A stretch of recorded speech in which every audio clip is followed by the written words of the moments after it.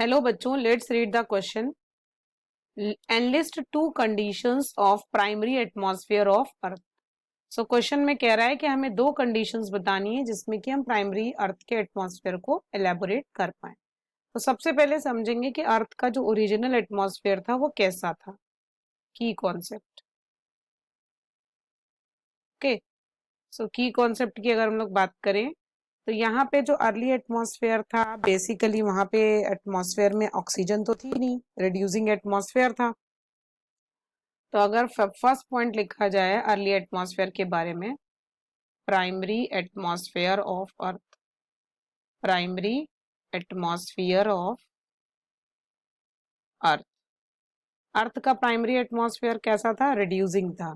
मतलब जो original atmosphere था वो रिच था किसमें मीथेन में, CH4, अमोनिया में, वाटर वेपर्स थे, और कुछ जो थी नोबल गैसेस थी, नोबल गैस जिसको हम लोग नियॉन बोल रहे हैं, नियॉन। बट वहां पे क्या था? ऑक्सीजन फ्री था, ऑक्सीजन फ्री एनवायरनमेंट था। 100 ऑफ मिलियन ईयर्स में क्या करा गया है? बायोलॉजिकल प्रोडक्शन हुआ है ऑक्सीजन का यूनिसेलुलर ऑर्गेनिज्म से। तो अगर हम लोग एटमॉस्फेयर की बात करें तो जो एटमॉस्फेयर का कंपोजिशन है, एटमॉस्फेयर का कंपोजिशन है वहां पे बहुत सारी इंफॉर्मेशन है। और अगर हम लोग बात करें कि कौन कौन सी गैसेस थी एटमॉस्फेयर पे, तो नाइट्रोजन थी, कार्बन डाइऑक्साइड थी, हाइड्रोजन थी, वाटर वेपर्स थे इन द गैसियस फॉर्म पहले के एटमॉस्फेयर में। लेकिन ऑक्सीजन का अमाउंट बहुत ही कम था। ओके, तो यहाँ पे दो प्राइमरी कंडीशंस पूछी गई हैं कि क्या प्राइमरी कंडीशंस थी।